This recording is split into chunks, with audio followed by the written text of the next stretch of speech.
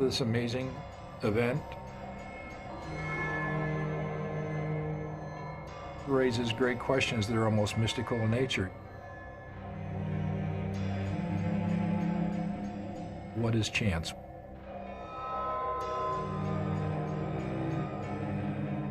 What is luck?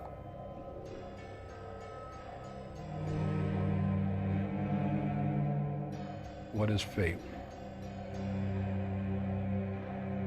What makes you so sure you're going to make it home tonight? I was 46 years old the day I walked into that cockpit. I had the world ahead of me. I was a captain on a major U.S. airline. I had a beautiful, healthy family, loving wife, great future. And at 4 o'clock, I'm trying to stay alive.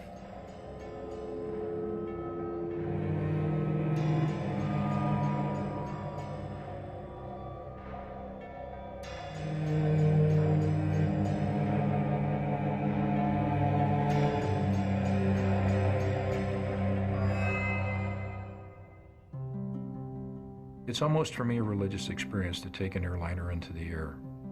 I say sometimes to my younger co-pilots, I said, do you realize that we're going through the air at 8 miles a minute? Do you realize we're covering 4,000 miles in one day?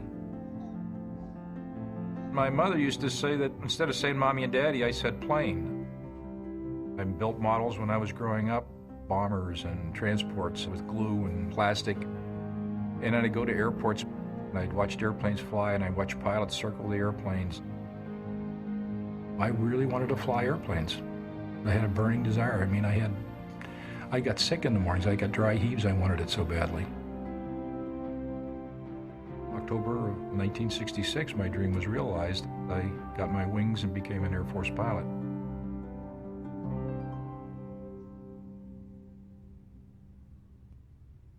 I started as a TCA. We're great for acronyms in this business, but TCA means Training Check Airman in 1989, April 1st, April Fool's Day. Pilots have a check ride every year. We go out to our training facilities for our respective airlines. In our case, United's at Denver, Colorado. Every year? Every year. It's an annual requirement. An emergency evacuation training and ditching training and all kind of training that has to do with the safety of the aircraft in terms of an accident, what you do, how you get passengers out.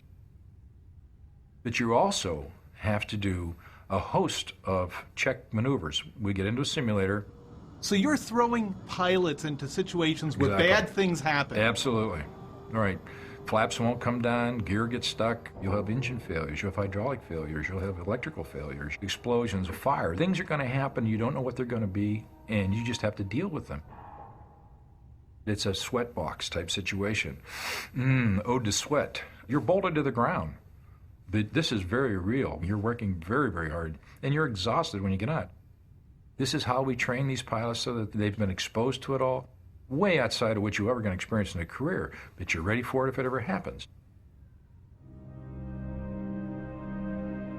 July 19th, 1989, I was working with a crew of pilots that I was checking out. We had worked 5 days together. We were going to go home for 3 days off. I did the paperwork and went over to Stapleton Airport, Denver Stapleton. I went to look for the first flight back to my home in Chicago. And as I walked down that B concourse, the first one I came across was a B-7, Boeing 727 aircraft. and its time of departure was 5 minutes prior to an airplane at the next gate, B9. Flight 232, also going to Chicago, and it was a DC-10. The 727 left 5 minutes earlier. And for some reason, depends on whether you believe in fate, luck, or God, I guess, I did the further walk and I went to the DC-10 and got on that airplane. I was seated in 5F, which turns out to be the last seat in first class. On the right side, I had a window seat. Flight was uneventful. I think we were just about completely full. We took off, we climbed altitude, and they served lunch. The tray was removed, and I asked for a cup of coffee. And shortly after, there was a loud, muffled explosion. It was, in fact, in the back of the aircraft. Very loud and very pronounced. The aircraft yawed, which is a severe yank to the right. The whole fuselage of the aircraft went very sharply to the right. That coffee cup is now empty. Its contents are in the saucer and it's all over the table linen. And my rear end, which is sitting in the middle of a leather seat, is now up against the armrest to the left. It was abrupt and violent. 10 seconds, I would say, of airframe shuddering.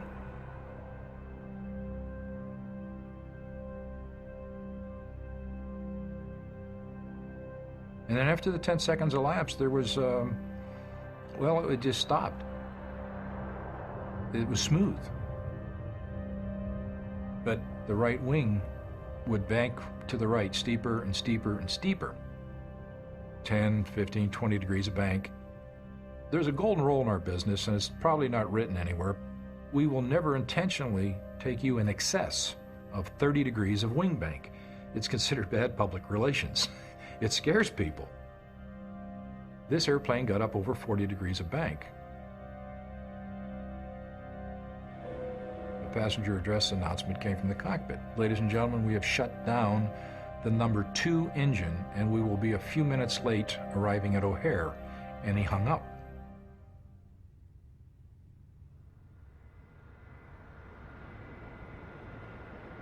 The DC-10 has 3 engines. The one under the left wing is numbered number 1. The one in the tail is number 2. The one under the right wing is number 3. Ladies and gentlemen, we have shut down the number 2 engine, and we will be a few minutes late arriving at O'Hare. They have shut down the engine in the tail of the aircraft. Because it doesn't sit out away from the body of the aircraft, it doesn't cause the airplane to yaw left or right. It doesn't cause the airplane to bank. Everything I saw aerodynamically said to me that it was the right engine was our culprit. Yet he said it was the number 2 engine they shut down. We were at 37,000 feet above sea level. The airplane will fly all day long on the remaining 2 engines. However, it can't do it at that altitude. It's lost 1/3 of its power capability. The nature of our atmosphere is as you get lower in it, the air becomes more dense and more oxygenated. So by dropping down at 20,000 feet or so, there's enough oxygen to fly all day long till you run out of gas. The problem that I saw was that when I looked out the window, the body of the aircraft is like so, and by looking at it reference to the horizon, I could tell that we were climbing and not descending. We're going the wrong way.